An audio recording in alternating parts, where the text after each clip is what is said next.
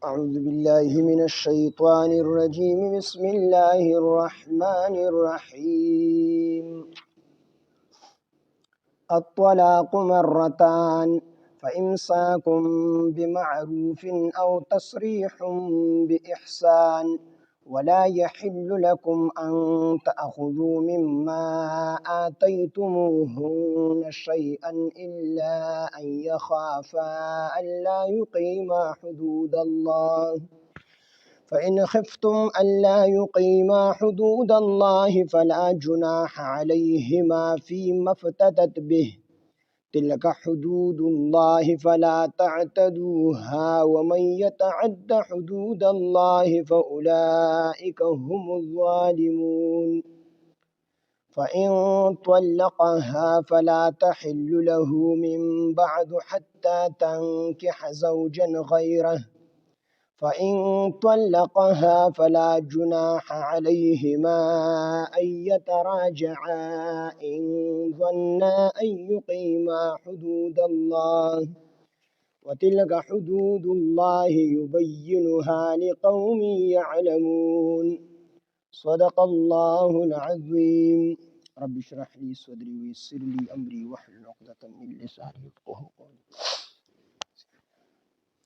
سبحانك لا علم لنا إلا ما علمتنا إنك أنت العليم الحكيم.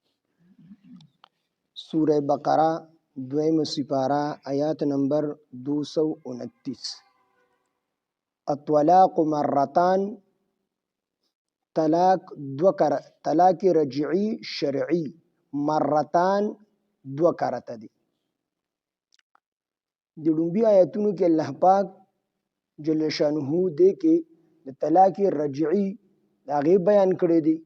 دی ورستو پس بیا د خلع بیان دی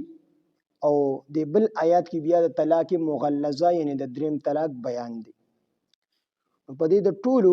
اتفاق ته چې الطلاق مرتان طلاق رجعی دا دو کرته دي، دو طلاق دي. یعنی یو سړی موږ د طلاق درې قسمونه بیان کړي، یو طلاق رجعی و، دویم طلاق باین او دریم طلاق مغلظه. نو طلاق رجعی هغه دا و چې پای کې رجوع کولی شي، خو چې یو طلاق ته ورکو یا دو طلاق دی ورکو. نو دا حکم داو چې د ښځې عدت نه دی تیر شوی، نو په عدت کې دنه ورته خاون رجوع وکړله، نو په دې کې د نکاح ضرورت نشته، دا بیا د ښځه. او عدت چې په خېټه باندې حمل وي نو هغه تر ماشوم پیدا کېدو پورې عدت دی. نه مونږ ویلي چې کومو زنانو ته حیض راځي د هغې 3 حیضه عدت دی، چې کومو ښځو ته حیض نه راځي د وړوکوالي یا د بوډاوالي یا د مرض د وجې نه نو د هغې 3 میاشتې عدت دی. نو په دغه دوران کې د 3 میاشته کې 3 حیضه کې او ماشوم پیدا کېدو پورې په دې کې کوئی یو سړي په طلاق رجعي کې خپل بیبي ته رجوع وکړله نو دا بیا د ښځې ته په دې کې د نکاح ضرورت نشته دی. دویمو طلاق باین. طلاق باین حکم داو چې په هغې کې بیا په رجوع کار نه کیږي او د طلاق باین مختلف صورتونه جوړیږي. خو زه به درته په لنډو باندې دا ووایم چې دغه طلاق رجعي دی، یو طلاق تی ورکړل یا د 2 ورکړي دي او دستانه عدت تیر شو، 3 حیضه تیر شو، کوم ښځو ته چې حیضونه راځي، کوم ته چې نه راځي، 3 میاشتې تیرې شوې، د کوم چې ماشومانی په خېټه ماشوم پیدا شو او په دغه دوران کې ورته خاون رجوع ونه کړله نو دغه طلاق رجعي بیا طلاق باین شو. د دې حکم اوس بدل شو، اوس په رجوع کار نه کېږي چې عدت تیر شو، په عدت کې ته تا رجوع ونه کړله نو د دې حکم اوس بدل شو. اوس په دوباره ته څه کوې، که ته دا خپله ښځه دوباره ښځه کول غواړې نو د دې دپاره به ته دوباره نکاح په نوي مهر سره د ګواهانو مخکې تړي، یعنې دوباره نکاح به تړې ته او نکاح کې به نوي مهر مقرر په دغه مهر سره هم نه کېږي، نو بیا به ستا ښځه کېږي. دا د طلاق بیان حکم شو. دریم دی طلاق مغلظه. طلاق مغلظ چې ورته وي هغه دا دي کو طلاق باین د 3 ورکړل او کو طلاق رجعي د 3 ورکړل، خو چې 3 طلاق دي پوره کړو بس دا طلاق مغلظه شو. اوس د دې حکم نور سخ شو، د دې حکم اوس نور سخ شو. اوس دا نه چې کوم دی په تش نکاح سره کېږي او نه په تش رجوع سره، نه په رجوع سره ستا دا ښځه دوباره ستا ښځه کېږي او نه چې کوم دی په نکاح سره ستا دا ښځه دوباره ښځه کېږي، بلکې د دې دپاره بیا مسله دا ده چې ستا دا ښځه بیا بل ځای کې نکاح کوي، بل چا سره به ته عدت تیر شي، د عدت نه وروسته به دا بل چا سره نکاح کوي او بیا کول هغه په خپله خوښه طلاق ورکړو یا سړی ته مړ شو، نو د عدت نه وروسته کو بیا د لومبي خاوند سره نکاح کوي نو بیا کولی شي. خو تش په نکاح هم نه بلکې هغه به ورسره جماع هم کي دا دویم خاوند د هغې نه وروسته چې بیا عدت تیر کي خو ته به ورسره شرط نه ږدې. بعضې خلک داسې وکړي چې خولې خو زمونږ هم ډېرې ښکلي دي، نو د دې څیزونو نه ځان ساتئ، بلکې د طلاق دا لفظ دا عادت چې کوم دی جوړ کړئ. بعضې خلک وایي یاره ما نه په غوسه کې طلاق وواته، بیا ولاسې خپې چې کوم دی وپورته کړي، څوک وایي ما یو کس مولي صاحب بره مونږ وو مدرسه کې، نو مولي صاحب ته وایي ما ورته 6 لکه پیرې طلاق ویلي، نو بس بیا هغه ورته دا طلاق ده،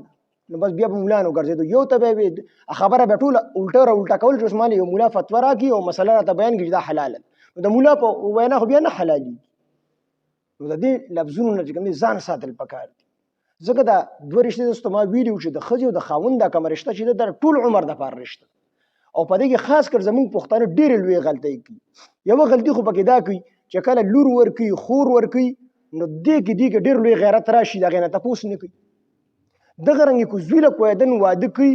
نو د زوی نه هم دا تپوس نه کوي، بس خپله خوښه ده. زمونږ دې کلي کې داسې مسلې راغلي دي چې زوی پسې ملګري لیږلي دي چې دا ماله دا ښځه مه کوه، دا ښځه زما نه ده خوښه، بیا ورپسې لیږلي دي وي دا کو دا ښځه ځان له کوي نو ځان له یې وکړه خو ماله یې مه کوه، هغه به بس دا زما خپله ده زه کوم. نو هغه ښځه عاجزه در په در باندې ګرځي، هغه زنانه در په در باندې ګرځي، نه ورته خاوند ښځه وي نه د خاوند چې کوم دی ژوند جوړ شو، ژوند یې تباه شو، د خاوند ژوند یې هم تباه شو، د دې سړي د زوی او د هغې انګور ژوند یې هم تباه شو. دا ټول ګناه چې کوم دی د دې پلار دی. تا پسې چې کوم دی کس دروړي که ته ولې خپل زوی له چې کوم دی ښځه کوي. اسلام وایي تپوس ته د لور نه هم چې لور ورکوي تپوس ته وکړه. اسلام ډېر پاک دین دی، داسې ته هم نه وایي. لومبۍ خو دا چې د ملګرو د هغې به ترور لونه وي، د تره لونه به وي، هغه پسې ولېږه تا مونږ پلان کې دی که څه ګناه هم نشته دی، دا حلال څیز دی، په نکاح باندې ورکول یې تپوس ته وکړه. هم بیا اسلام دا هم ویلي دي که چېرې د ښځې ته تا ووایي خپلې لور ته خور ته چې یاره تاسې دې پلانکي له ورکومه، نو که دا خاموشه شوه، که دې چې کوم دی بغیر د اواز نه وجړل، که دې وخندل، دا درې واړه صورتونه دلیل د او دی، دلیل د رضا دی، بس بیا ورکړه. که وی جړل په ډرګ سره په اواز سره یا رټ انکار کو بیا یې مه ورکوه. نو مونږ غلطي دا کو چې نه د خپلې لور نه تپوس کو، دې کې مونږ ته یو ډېر لوی غیرت ښکاري، او نه د خپل زوی نه تپوس کو چې زه تاله دې پلانکي ځای کې رشته کوم نو آیا ته پرې خوشحاله یو که نه، بلکې که هغه عاجز ووایي چې زه پرې خوشحاله نه یم بیا هم دا پلار ورلګي بس زما خوښه ده، نو ستا خوښه ته خو ځان له نه کوې ته خو زوی له کوې که نه، نو د هغه خو د ټول عمر چې کوم دی رشته ده نو هغه دې هم زندګي تباه کړه او هغه انګور چې دې راوستې د هغې دې هم زندګي تباه کړه. نو دې کې ډېر لوی احتیاط کول دي، ځکه دا د یو ورځې د 2 ورځو د 1 کال او د 2 کالو خبره نه ده، دا د ټول عمر خبره ده. نو بیا هغه زنانه د هغې هم زندګي تباه شي، د نارینه هم زندګي، دې کې ډېر احتیاط کول پکار دي. دا طلاق اکثر د دغسې وجو نه چې کوم دی واقع کېږي. نو طلاق مونږ دغه 3 واړه قسمونه ویلو، یو طلاق رجعي نو هغې کې خو رجوع وایي، دویم طلاق باین نو په هغې کې چې کوم دی صرف نکاح او دی بل کې بیا حلاله وه. نو دې کې د طلاق رجعي حکم دی. الطلاق مرتان، طلاق 2 کارته دی، فامساک یا ایسارول دي ساتل دي بمعروف په ښکلې طریقې سره د دستور مطابق. طلاق ته ورکو 2 طلاق دې ورکړي دي، رجوع ته وکړه، کو د نیت د ښځې د ساتلو وي، ستاسو سره محبت پیدا شوي، ستاسو کور جوړیږي، نو دا ځان سره په ښکلې طریقې سره وساته. د ښکلې طریقې مطلب دا دی چې د دې نان نفقه په تا باندې دي، دا به وله ورکوې، دا به واخې ټکې نه به وجې. دغه رنګې د دې ښځې چې کومه نفقه ده هغه په تا باندې ده، کور یې په تا باندې دي، د دې ټول جامه پیزار یې په تا باندې دي، د دې خیال به ورله ساتې. نو که دا ساتلی شي نو فامساکم بمعروف وساته په ښکلې طریقې سره د دستور مطابق. او تصریح باحسان، او تصریح یا پرېښودل دي باحسان، په احسان سره په ښکلې طریقې سره. نو که پرېږدې نو په ښکلې طریقې سره یې پرېږده. داسې مه کوه چې تا ښځه زموږ عام طور خلک دا کوي چې ښځه یې خوښه نه وي یا ښځې طلاق ته نیت وي نو ښځه تنګوي را تنګوي وښي د څه دپاره؟ د دې دپاره چې دا ما نه په خپله طلاق وغواړي چې ما ته مهر پرېږدي یا د عدالت کې کیس داخل کړي نو دا خو بیا خوله جوړېږي، ښځه به طلاق غواړي. نو د دې دپاره دا ښځه دې تنګوي او ټکوي خوښه یې نه خو د دې وجې دا ښځه تنګي چې دا ښځه مجبوره شي او زمانه طلاق وغواړي نو ماته به مهر پاتې شي. نو الله وي داسې مه کوه په ښکلې طریقه چې ستا خوښه نه ده ستا ورسره کور نه جوړېږي او تصریح باحسان نو پرېږده خو په ښکلې طریقې سره مال ته ماله معاوضه ته ماله دقسې ورله طلاق ورکړه ځکه دا ګناه ستا د طرف نه ستا نه ده خوښه اوس د هغې خو ته خوښ یې که نه خو تا طلاق نه غواړي خو ته طلاق ورکړې نو طلاق په مقابله کې د بیا پیسې او مهر ماله دې له طلاق ورکړه. او تصریح باحسان یې پرېږده یا پرېښودلي باحسان په احسان سره په ښکلې طریقې سره. ولا یحل او حلال ندي لکم ستاسو دپاره ان تأخذوا دا چې تاسو واخلئ ان تأخذوا دا چې تاسو واخلئ د دې ښځو نه د څه په بدله کې د طلاق په بدله کې د طلاق په بدله کې چې تا ولې څه ورکړي دي نو دا ستا دپاره جایز نه دي چې ګناه هم ستا دی خوښ هم ستا نه ده او بیا دا ښځه تنګی را تنګی دپاره دی چې ما چې ورکه مهر 2-3 تولې کالې کړي چې دا راته پرېږدي ځکه چې ښځه په خپله طلاق غواړي مسله بیا دا ده او زموږ عدالتونو کې هم دا قانون دی چې کله ښځه طلاق غواړي بیا د هغې مهر نه رسي نو الله وایي داسې به نه کوي چې طلاق ته ورکوې ستا ښځه نه ده خوښه ستا د غاړې غلطي ده نو بیا ښځه تنګومه بس طلاق وله ورکړه او مهر چې کوم دی هغه د دې ښځې حق دی هغه وله سره هم ورکړه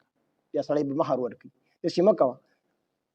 ولا یحل او جایز نه دي ولا یحل جایز نه دي لکم ستاسو دپاره ان تأخذوا دا چې تاسو واخلئ منهن بمقابله الطلاق د دې ښځو نه د طلاق په مقابله کې تاسو واخلئ څه دې واخلئ مما د هغې مهرونو نه ای من المهور وغیرها فی کل وقت تاسو لکه مهر ورکړي دي یا دې نور څه ورکړي دي نو تاسو مما تاسو واخلئ مما د هغې مهرونو نه چې تاسو کوم ورکړي دي یا تاسو له نور څه ورکړي دي آتیتموهن مما د هغې مهرونو نه ولا یحل او حلال ندي لکم ستاسو دپاره ان تأخذوا دا چې تاسو واخلئ نو څه واخلئ منهن بمقابله الطلاق د دې ښځو نه د طلاق په مقابله کې مما نو مما د هغې نه یعنې د هغې څه نه چې کوم مهر تاسو ورکړل دي یا خو بل څه ورکړل دي آتیتموهن کوم چې ورکړي دي تاسو دوی ته مهر ورکړی دی یا خو بل شی ورکړی دی نو دا خو د ښځې اوس خپل حق د ملکیت یې ګرځېدل دی نو آتیتموهن تاسو چې کوم ورکړي دي د شیئا څه څیز نو دا به بیا واپس نه اخلي دا به تنګی را تنګی نه ستاسو دپاره جایز نه دي چې ګناه هم ستا دی او مهر ته هم ته اخلي الا مګر ان یخافا دا چې یره وي دا چې تاسو ان یخافا دا چې دواړه یریږي څوک دا ښځه او خاوند یریږي د څه نه الله یقیم حدود الله دا چې دی دواړه به قایم ونه ساتي او به نه دري حدود د الله مطلب دا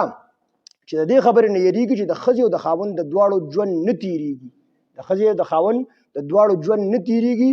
نو کو غلطي د ښځې وي د دې ښځې دا خاوند نه خوښو یا دا ښځه د خاوند عزت نه کوي دا ګناه د ښځې د طرف نه نو بیا خو دا سړی د دې ښځې ځکه چې بیا چې ګناه د ښځې نو بیا به ښځه طلاق غواړي که نه نو بیا دا ښځه به کو دا سړی ته مهر والی په بدله کې یا د پیسې والی بیا وله جایز دي خو که نه ګناه د سړي دا ښځه نه خوښه ګناه د سړي او غلطي د سړي نو بیا دا سړی د طلاق په مقابله کې مال نشي اخیستلی مهر ته نشي اخیستلی یعنې خوله بیا دې ته نشي بیا طلاق ورکوي به خو ګناه د ښځې نو بیا نو الله یقیمه دا چې دوی دواړه قایم ونه ساتي حدود الله حدود د الله د حدود د الله نه څه مراد دی چې ښځه او د خاوند د یو بل حقونه نه پوره کوي ځکه چې یو بل سره محبت نه نو حق په یو بل څه پوره کوي دی ولا جامه او پیزار هم نه کوي دی ورله چې کوم دی نان نفقه هم بیا نه ورکوي پیسې ول هم نه ورکوي دغه رنګې ښځې بیا عزت هم نه کوي نو که دواړه د الله حدود قایم نشي ساتلی نو بیا چې کوم دی بیا پکې اختیار شته دی فإن خفتم پس کو چېرې تاسو یریږئ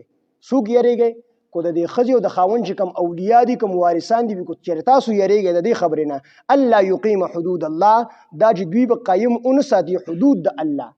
دا دواړه به د الله حدود یعنی د یو بل ښځه او د خاوند به د یو بل حق ادا نه کړي د حدود د الله نه مراد څه دي دلته کې د ښځې او د خاوند په یو بل چې کوم حق دی دا به ادا نه کړي نو فلا جناح نو بیا هېڅ ګناه نشته علیهما په دې دواړو باندې په دې ښځه او خاوند باندې فیما په هغه څه کې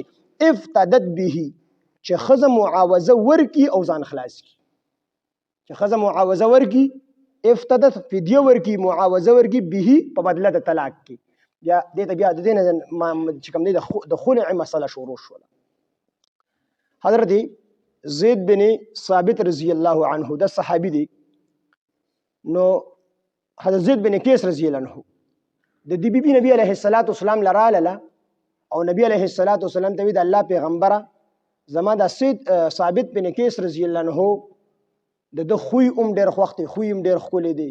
د په دیندارۍ باندې د دیندارۍ نه زه چې کوم دی ناراضه نه یم، دینداري مې ولم ډېره خوښه ده، ډېر دیندار هم دی، ښکلي خوی هم دی. او خو زه چې مسلمانه شوی یم نو ما ناشکري هم نه ده کړې، خو د الله پیغمبر زما ورسره زړه نه لګي، نو د خلاصي څه لار به وي چې دنه زه خلاصه شم. د حضرت ثابت بن قیس رضی الله عنه بیبي ده، دا نبی علیه السلام لراله وي د الله پیغمبره زما د خپل خاوند د عادات خوښ دي او زه د ده نه ناراضه هم نه یم، خو دوی مې خوښ نه دي، او زه چې مسلمانه شوی یم نو ما ناشکري نه ده کړې، نو د الله پیغمبره د ده نه د خلاصۍ شرعي لار به وي چې زه د ده نه خلاصه شم. نو نبی علیه السلام دی بیبي ته ولې وفرمیل، ورته ویې تاله چې حضرت ثابت بن قیس رضی الله عنه کوم باغ په مخر کې درکړی دی نو هغه مهر ته واپس دله ورکئ. نو هغې وی او حضرت بن ثابت رضی الله عنه نبی اسلام راغی حضرت ثابت بن قیس رضی الله عنه له ورته وی ته دا باغ د خپلې بیبي نه قبلی؟ نو هغه ورته وی او د الله پیغمبره قبلوم. وی دا دې قبول که او بدله کې وله یو طلاق ورکړه. نو حضرت ثابت بن قیس رضی الله عنه هغه باغ واغستو او بیبي له د هغې په بدله کې طلاق ورکړو. علما وی دا په خلع باندې دلیل دی. د دې وجې نه د امام شافعي او د امام ابو حنیفه رحمه الله په دې کې اختلاف دی. امام ابو حنیفه رحمه الله وی کو دا ښځه چې کوم دی خلع کوي، خلع دی چې ښځه طلاق غواړي او په بدله کې وله مال ورکوي. نو که دا ښځه خلع کوي نو د خاوند د دې ښځې نه دومره مال اغستی شي څومره چې د دې مهر دی، د مهر نه زیات نشي اغستلی. امام ابو حنیفه رحمه الله وی او هغه دلیل کې دا خبره پیش کړي چې نبی علیه السلام صحابي چې کم باغ ورله په مهر کې خپلې بیبي له ورکړی نو اکه تې واپس واغست، د هغې نه زیات وانه غست. امام ابو حنیفه رحمه الله وی او امام شافعي رحمت الله علیه وی چې زیات تې هم اغستلی شي. نو که زمونږ په نیز باندې چې زیات واغستو نو عند القاضي معتبر دی خو مکروه دی. نو اغستل دوره مال به اخلي چې صورت ده چې کوم دی مهر ورکړل، د مهر نه زیات په نه اخلي، نو دا په خلع باندې دلیل دی. نو دغه رنګې کو غلطي د ښځې د طرف نه نو بیا خو دا خاوند دوی چې ما ته مهر پرېښی دی یا د مهر عمره مال به ول ورکړي یا د هغې نه کم به ول ورکړي او ما ته د دې په بدله کې طلاق راکړو، به د طلاق ورکړي دې ته خلع ویلی شي. ښځه په خپله ځان ته طلاق نشي ورکولی بلکې د خاوند نه به غواړي. او که د خاوند غلطي د خاوند د طرفه نو بیا به خاوند د دې مال نه اخلي، مهر به نه وي، دا ناجایز دی، حرام دی، لی ولا یحل لکم، ستاسو دپاره حلال نه دي. نو فإن خفتم پس کو چېرې تاسو یریږئ الله یقیمه، فإن خفتم کو چېرې تاسو یریږئ د دې نه چې کوم دی مراد د دغې دواړو وارثان دي او رشته داران دي د ښځې او د خاوند. کو چېرې تاسو یریږئ الله یقیمه دا چې دي دا ښځه او خاوند به حدود الله قیم نه کړي، حدود د الله پاک، فلا جناح علیهما نو بیا هېڅ ګناه نشته په دې دواړو باندې فیما په هغه کې افتدت به چې ښځه فدیه ورکړي دې سړي ته او ځان خلاص کړي، طلاق ته والي، یعنې فدیه ورکړي او ته مهر پرېږدي به په هغې سره طلاق والي. تلک حدود الله دا حدونه دي د الله تعالی، فلا تعتدوها تاسو بهر موزئ د دې حدونو نه. ومن یتعد او څوک چې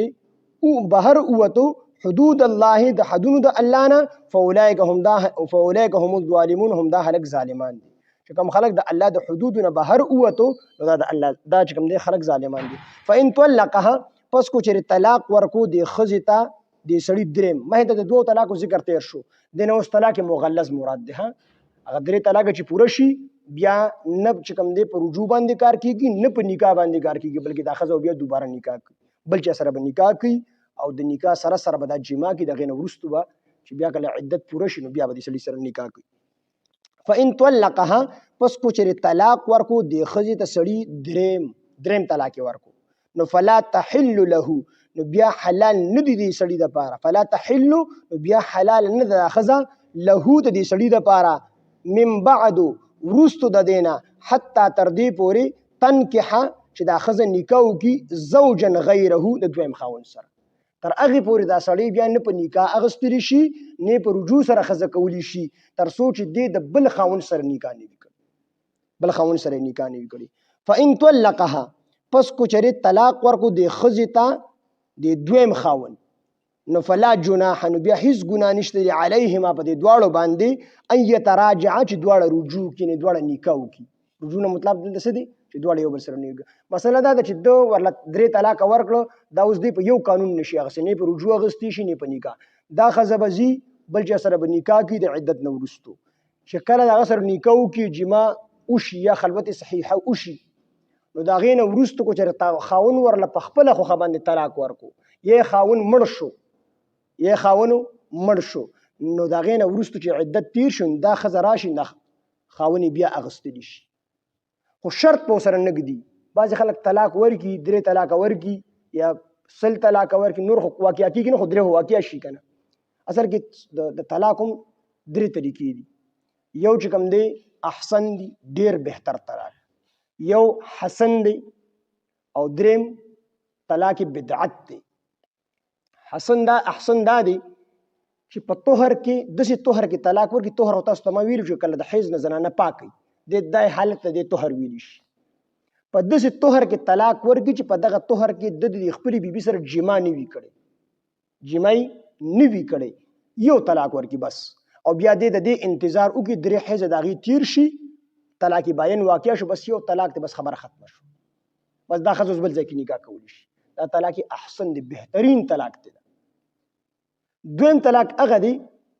چې ښځه دا خاون ښځې ته په یو طهر کې طلاق ورکړي بیا چې کوم دی حیض ورته راشي د هغې نه وروسته بیا طهر راشي پاکي په دویمې پاکۍ کې ورته بیا طلاق ورکړي بیا چې کوم دی هغه پاکي تیره شي حیض راشي بیا دا ښځه پاک شي نو په دریم طهر کې ورته دریم طلاق ورکړي د دریم د حاجت نشته خو بهرحال چې دی ورکړي دا هم طلاق حسن شو دا هم گزاره کوي او دریم طلاق بدعت دی هغه دا دی چې په یو لفظ سره 3 طلاق ورکړي یا په یو طهر کې 3 طلاق ورکړي یو ځای ووایي چې 3 پیرې د طلاق نوم ورسره والي او یا ورته په یو ځای باندې ووایي چې طلاق او یا ورته په یو طهر کې یو ورځ ورته ووایي 3 ورځ ته بیا ووایي 4 یعنې طهر کم سے کم 15 ورځې خو وي که نه 15 ورځې نو چې دا د حیض نه پاکه شو د دې بل حیض لا نه دی راغلی په د یو طهر کې د یو پاکی کې دی ورته 3 وړه طلاق ورکړي طلاق بدعت دی دا ګناه ده طلاق واقع کېږي خو ګناه ده مکروه تحریمي دی دغه رنګې په حیض کې به هم طلاق نه ورکوي دا هم چې کوم دی ګناه ده په طهر کې به طلاق ورکوي نو دا طلاق نو کو یو سړي ښځې چې 3 طلاق یې ورکړو 3 طلاقه ښځې ته پوره شو هر څنګه چې پوره کړو خو 3 طلاق مغلظه واقع شو نو داسې کار وکړي چې یو سړي سره خبره وکړي ته به زما دا پلانکی به په نکاح والي په نکاح باندې به یې والي او بیا د هغې نه وروسته به دا عدت بیا به یې پرېږدي یو شپه 2 به ورسره وکړي بیا به یې پرېږدي بیا به چې کوم دی د هغې نه پس ورسره دې نکاح وکړي په دې باندې نبي علیه السلام حضرت علي رضی الله عنه فرمایي چې نبي علیه السلام په دغې سړي چې دا کوم سړی حلاله کوي محلل حلاله کوونکي چې کوم په دې شرط باندې نکاح کوي چې زه به تا ته حواله کړم ته به بیا زما دپاره پرېږدي په دې سړي باندې او د چا دپاره چې دې دا ښځه حلالي په دواړو باندې نبي علیه السلام لعنت ویلي نو کو داسې عمل یې وکړو نو نکاح کېږي بیا خبره ټیک ته شرط ته جوړېږي خو دا کار یې د ګناه وکړو شرط په پکې نه ږدي چې ته به زه به تا ته دا ښځه پرېږدم او ما طلاق ورکړي دي زه به چې کوم دی تا ته په نکاح کړم او ته به بیا زما د صلاح کار به نه کوي دا ګناه دی د نبی اسلام لعنت په دغه دواړو باندې چې کوم سړی خاوند دی په دوم د نبی اسلام لعنت دی او دا کوم سړی چې ولا حلاله کوي په ده باندې چې کوم دی لعنت دی پرېږدي نو هم په خپله خوښه باندې پرېښوده یا د خاوند مړ شو دی بیا اخیستی شي فإن طلقها پس کو چېرې طلاق ورکو د سړي د ښځې ته دریم طلاق نو فلا تحلو نو بیا حلال نه ده دا ښځه له د دې سړي دپاره من بعد وروستو د دی نه حتی تر دې پورې تنکحه چې دا ښځه نکاح وکړي زوجا غیره د دویم خاوند سره چې د دویم خاوند سره نکاح وکړي او هغه سره چې کوم دی جما وکړي هغې نه وروستو خاوند مړ شي او په خپله خوښه طلاق ورکړي بیا فإن طلقها پس کو چېرې طلاق ورکو د سړي د دویم خاوند ها د ښځې ته فلا جناحه بیا هیڅ ګناه نشته دی علیهما په دې دواړو باندې ان یتراجعا دا چې دواړه رجوع کړي یعنې نکاح وکړي ان ظن خو شرط پکې دا دی ان ظن کو چېرې د دواړو یقیني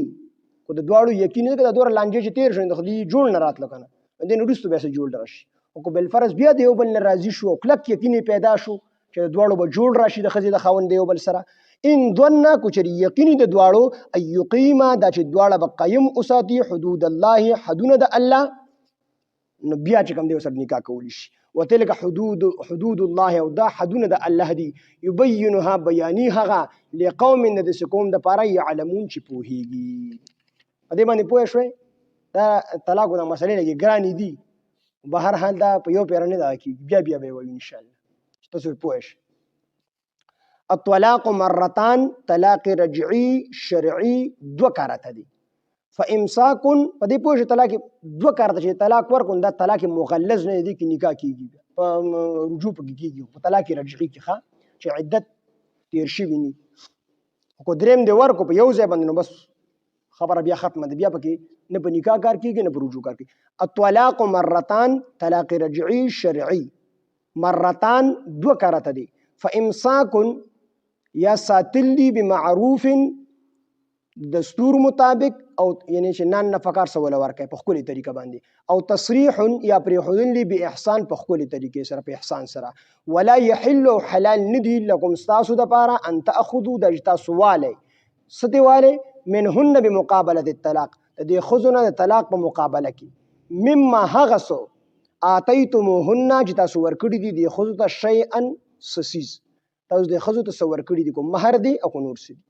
الا مگر اي خافا د چې دواړه یریږي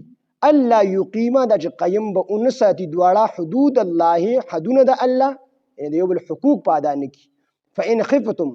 پس کو چری تاسو یریږي رشتہ دارانو دی وی چې کو رشتہ دارانو تاسو یریږي کم سړی چې پکې سالس ته منډه ترړوي روغه کی د خزیو د خاون تاسو یریږي نو الله یقیما د چې قیم به انساتی د دواړه حدود الخزا خاون حدود الله حدود د الله فلا جناح بیا هیڅ ګناه نشته علیهما په دې دواړو باندې فيما په هغه څه کې افتدت به چې خزه فدیه ورګي د سړی ته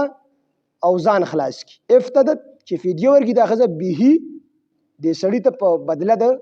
طلاق کی په طلاق بدله کې ولدا پیسې ورګي او مہر ورګي او ځان خلاص کی. تلک حدود الله دا حدونه د الله دی فلا تعتدوها تاسو بهر موزه د دې حدونه ومن يتعدى وسوق چې بهر اوته حدود الله د حدونه د الله نه فاولئک هم الظالمون هم دا هلک ظالمان دي. فان طلقها پس کو چې طلاق ورکو د سړی دی خزی ته دریم فلا تحل بیا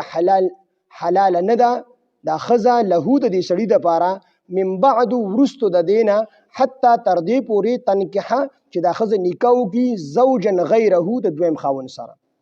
فان طلقها پس کو چری د دویم خاون د خزه طلاق ورکو نو فلا جناح بیا هیڅ ګناه نشته دی علیهما په دې دواړو باندې لومبي خزه او خاون باندې ان يتراجعا د چې دواړه رجوع یعنی نکاح کی ان ظن کوچری یقین وي د دې دواړو الله ايقیما د چې قیم به اوساتي د دواړه حدود الله حدونه د الله وتلك حدود الله او د حدونه د الله دي يبينها بیانی هغه لقوم د هغه قوم د پاره يعلمون چې پوهیږي. الطلاق مرتان طلاق شرعي رجعي مرتان دو کارته دي. فامساك ځان سره ساتل دي بمعروف دستور مطابق په خپل طریقه او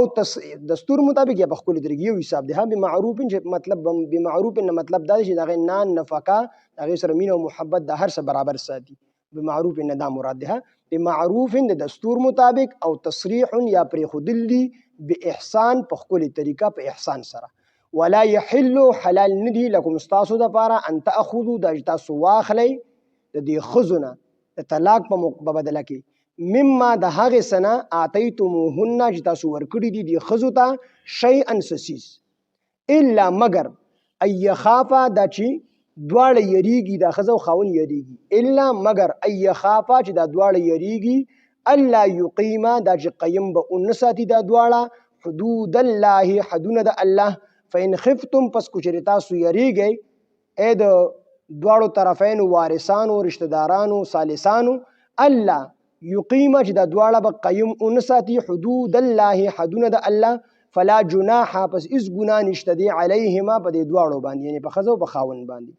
علیهما په دې دواړو باندې فيما په هغه څه کې افتدت به چې خزه فدیه ورګي دي سړی ته او ځان خلاص کی. تلک حدود الله د حدونه د الله دی فلا تعتدوها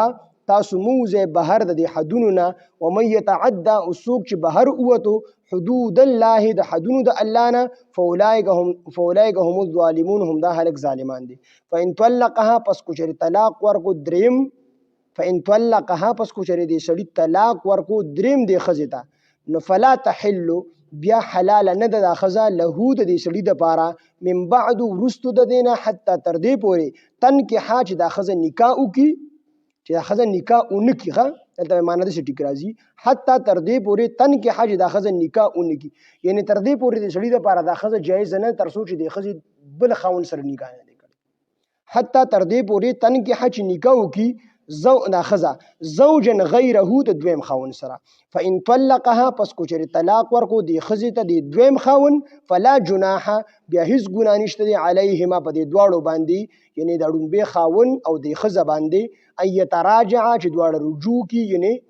دواړه یو بل سره نکاح وکي ان ظن کو چری د دواړو یقین وی ایقیما دا چې دواړه به قیم اوساتي حدود الله حدونه د الله وتلک حدود الله او دا حدونه د الله دي یبینها بیانیها لقوم دها قوم د پاره يعلمون چې پوهي الحمد لله رب العالمين والعاقبة للمتقين والصلاة والسلام على سيد الأنبياء والمرسلين وعلى آله وأصحابه أجمعين ربنا تقبل منا إنك أنت السميع العليم وتب علينا إنك أنت التواب الرحيم إله العالمين تزمون رازشي الله زمون لوی واړه ټول ګناهونه معاف کړي الله څومره غلطي کوتاهي زمون د درس کې راغلي الله مونږ ته معاف کړي الله دا درس اله العالمین په خپل دربار الهي کې قبول او منظور کړي الله زمون دا درس خالص تخپل رضا وګرځي اله العالمین زمون د ټولو نه راضي شي الله چې کله راضي شي بیا نه خفه مشي اله العالمین دلته چې څومره ملګری راضي اله العالمین ټولو ته د قران پوها د قران فهم ورکړي الله مون ټول په قران مجید باندې صحیح او ټیک ټیک پوها کې الله مون ټول ته په قران مجید د عمل کولو توفیق او طاقت راکړي اله العالمین زمون چې څومره مردگان دي ټول ته کامل مغفرت نصیب کړي اله العالمین چاته مغفرت کړي درجات بلند کړي الله د دې قران اله العالمین او د دې درس ثوابونه باچا صاحب ته زموږ چې څومره نور مردگان وفات شوي دي مور او پلار یا زموږ د ملګرو څومره رشتہ داران وفات شوي دي ټولو ته اله العالمین د درس هغه ثوابونه ور ورسوي اله العالمین ژوندو د اله العالمین د دې په برکت سره اله العالمین ټولو ژوندو ته خیر را پیښ کړي اله العالمین زموږ د حاضر مجمع کې څومره بیماران دي یا اله العالمین د دې په کورونو کې بیماران دي ټولو ته شفای کامله عاجله مستعمره ورکړي الله څومره قرضداري قرضونه اخلاص کړي څومره پریشانه حال دي پریشانه ختمه کړي څومره نه حق بنديوان دي د بند نه آزاد کړي الله د څومره خلکو رزق لړن تنگ دی الله رزق ورته فراخ کړي الله څومره خلک اولاد نشته نیک او صالح اولاد ورته ورکړي الله چاته د اولاد ورکړي د نیک او صالح ورته لويږي اله العالمین څومره ټول مسلمانان اله العالمین د بچیانو د غم نه بچ اوساتي اله العالمین کم نو جوانانو چې مور او پلار خپدي غیر د مور او پلار د رضا او د غیر د خدمت کولو توفیق او طاقت ورکړي اله العالمین زموږ ټول ناراضي شي عامر والد بیمار دي سبا اپریشن دی هغه دعا وکړي چې الله پاک وته شفای کامله عاجله مستمره ورکړي اله العالمین شفای کامله عاجله مستمره وته ورکړي اله العالمین اپریشن په خیر خیریت او عافیت سره وکړي اله العالمین د خپل بچو د پاره او د نیکو اعمالو د پاره روغ جوړ ک څومره بیماران دي کو هسپتالونو کې دي کو کورونو کې د الله ټولو ته شفای کامله عاجله مستمره ورک څومره خلکو اپریشن دي اله العالمین اپریشن کامیاب ک اله العالمین د خپل نیکو اعمالو د پاره روغ موټ الله خاتمه زموږ د ټولو بل خیر او بال ایمان ک په وخت ځن کدن د زړه په صدق سره په جبه زموږ د کلمه چالو کلا اله الا الله محمد رسول